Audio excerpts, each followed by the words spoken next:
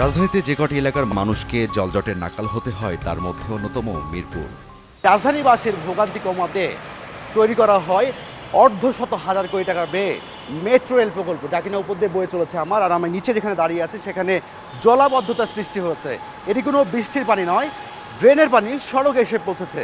এই এলাকার বেহাল ড্রেনেজ ব্যবস্থা বলে দিচ্ছে আসন্ন বর্ষা মৌসুমেও ভোগান্তি থেকে নিস্তার নেই।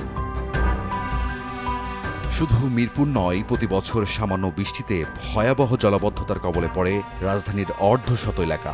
ধানমন্ডি ২৭-এ দেখা যায় সড়কে পানির নিষ্কাশন পাইপের মুখেই জমে আছে ময়লা। ম্যানহোলে ময়লা জমে ড্রেনের পানি উপচে সড়কে আসার উপক্রম। ফোন দিতে দিতে দিতে দিতে তারপরে যায় এক দুজন তিনজন একদিন আসে, কিন্তু ওরা ওদের যে দায়িত্ব সেই দায়িত্ব মোতাবেক কোনো কাজই করে না। ওরা যাত্রী নেওয়া যায় না, ময়লার ভিতরে নামে না, আমার বসে থাকতে হয়। কোমর পর্যন্ত পানি, গাড়ি টাইনা নিতে হয়, কারণ যাত্রীও নামে না, গাড়িও চাপাইতে হয়, সরাইতে হয়, গাড়ি স্টার্ট নেয় না।